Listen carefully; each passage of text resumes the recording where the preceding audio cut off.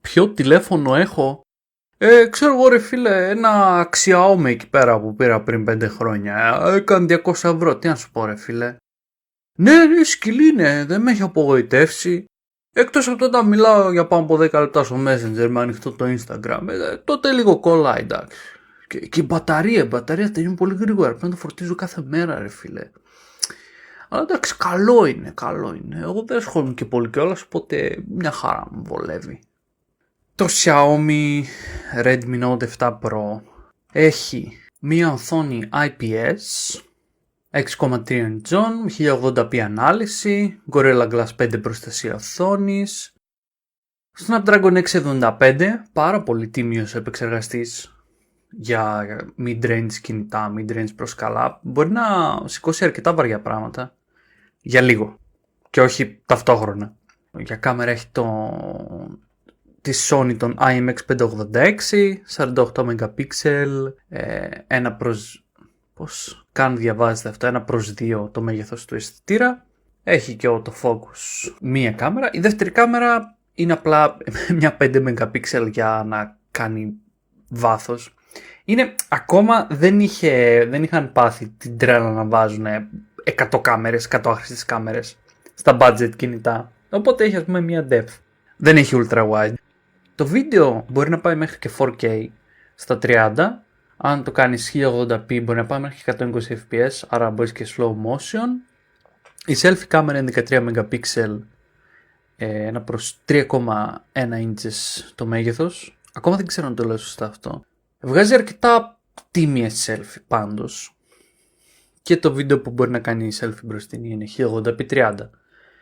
Έχει τα καλά τα πράγματα που τα budget πάντα έχουν, ακόμα και τώρα. Έχει το υποδοχή για γραφή ακουστικών, δέχεται κάρτα SD και έχει και το θρυλικό IR Blaster για να μπορείς να κλείνεις την τηλεόραση που αφήνει ανοιχτή ο πατέρας σου στο σπίτι. Δεν έχει NFC και το δαχτυλικό αποτύπωμα είναι από πίσω. Θυμάστε όταν τα κινητά είχαν δαχτυλικό αποτύπωμα από πίσω? Γενικά δεν ξέρω η συζήτηση ποιο είναι το καλύτερο δακτυλικό αποτύπωμα, ας πούμε το από πίσω, το πλαϊνό ή στην οθόνη. Αλλά ξέρω ότι στην οθόνη, αν είναι οπτικό το σκάνερ και όχι ultrasonic, τότε είναι το χειρότερο. Γιατί πας να το ανοίξεις το βράδυ και σε τυφλώνει. Τέλος πάντων. Και 4.000 mAh μπαταρία και φορτίζει με 18W. Αλλά ο φορτιστής των 18W δεν συμπεριλαμβάνεται στο πακέτο.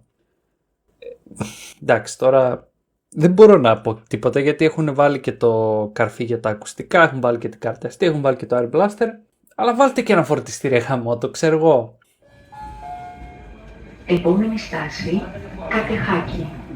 Θα δεις λοιπόν ο τύπος του ανθρώπου που θα έχει τώρα αυτό το κινητό είναι αυτός που περιέγραψα στην αρχή. Αλλά υπάρχει και ένας δεύτερος τύπος ανθρώπου.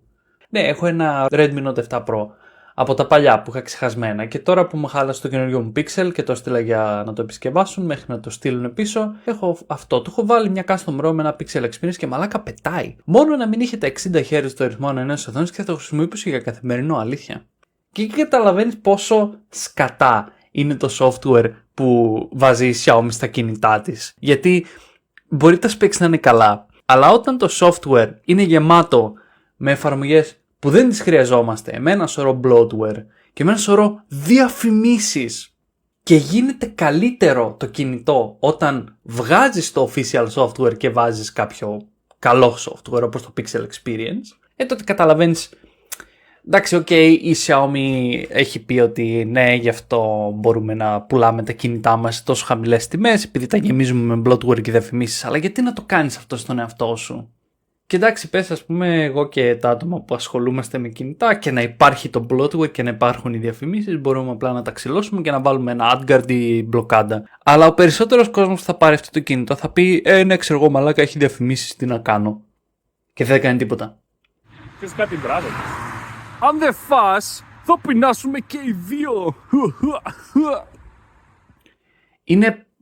Είναι πολύ λυπηρό που μπορούν να μας εκμεταλλεύονται έτσι οι εταιρείες, επειδή ο περισσότερος κόσμος δέχεται αυτό που του επιβάλλουν ως κάτι νομοτελειακό, ως ξέρεις, έτσι γίνεται, τι να κάνω εγώ, αφού αυτό συμβαίνει, θα κάτσω και θα το δεχτώ. Και δεν έχει ούτε καν, δεν του περνάει από το μυαλό ότι μπορώ να το αλλάξω αυτό. Δεν χρειάζεται να το δεχτώ αυτό. Και εντάξει, υπάρχει και δεύτερο κομμάτι, το ότι είναι και ένας κόπος. Αλλά ας πούμε, αν βάλεις το DNA στο Asgard, δεν είναι καθόλου κόπος. Αλλά πρέπει να το έχεις ψάξει. Και αυτό είναι ο πραγματικός κόπος. Αν δεν ασχολείσαι με τα κινητά και αν είσαι ο πρώτος τύπος ανθρώπου που λέει, ξέρω εγώ, ένα Xiaomi 200 ευρώ, δεν υπάρχει περίπτωση να ξέρεις πώς να κόψεις τις διαφημίσεις. Θα πρέπει να βασίζεσαι σε κάποιον φίλο σου, γνωστό σου, που ξέρει από αυτά και θα σου πει, ξέρεις τι, κάτσε να σου κάνω μια μικρή ρύθμιση για να μην σου εμφανίζει διαφημίσεις και το κινητό αναβαθμίζεται κατευθείαν. Αλλά ψαχτείτε λίγο ρε παιδιά. Κάντε λίγο έναν κόπο να δείτε πώς μπορείτε να βελτιώσετε τη ζωή σας. Μην δέχεστε αυτά που σας επιβάλλουν ως έτσι είναι και τι να κάνουμε. Xiaomi Redmi Note 7 Pro.